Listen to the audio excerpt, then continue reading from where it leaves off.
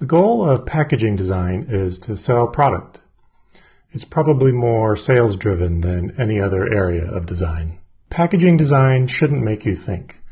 Any concept that's used should be crisp and minimal. You can't create mysterious packaging like a book cover would have, because then people would be standing in the aisles staring at the product instead of putting it in their cart. Remember the attention rule? If you make people think too much with your packaging, you'll break it. Tealicious is a small tea shop in the heart of Florence. The fruits, flowers, and birds here are meant to evoke the senses. Now, what do birds have to do with tea? Nothing really, but all of these illustrations put together creates a mood that's pleasant. And a pleasant mood might lead to an impulse buy. Again, here we have simple illustrations that make the drink appealing. The types of fruit match the flavor. By the way, you may notice the illustration style is similar to the tea. Many images like these are in the public domain because they're so old.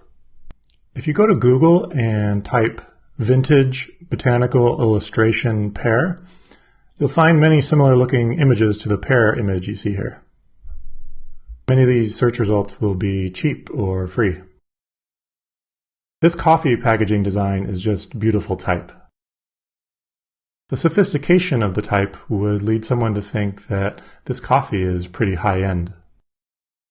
The patterns on the label here indicate the different flavors.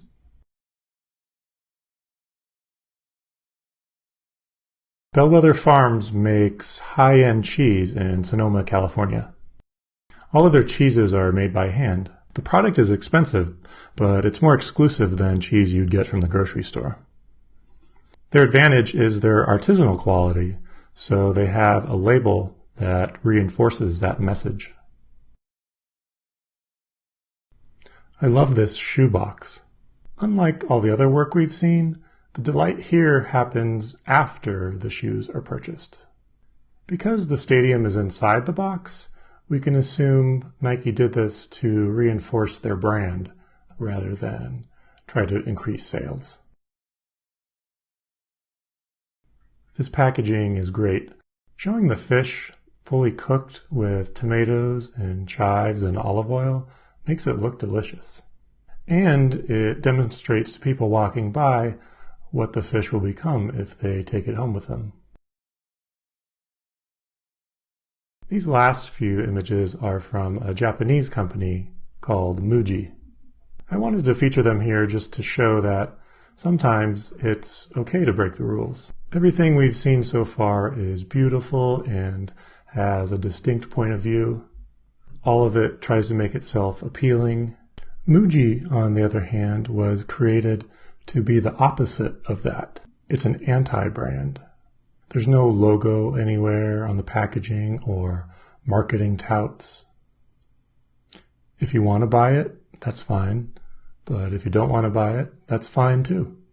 Muji works because it's so different from everything else out there. And when something's different, we take notice. If this were a sorority party, Muji would be that quiet, earnest girl in the corner.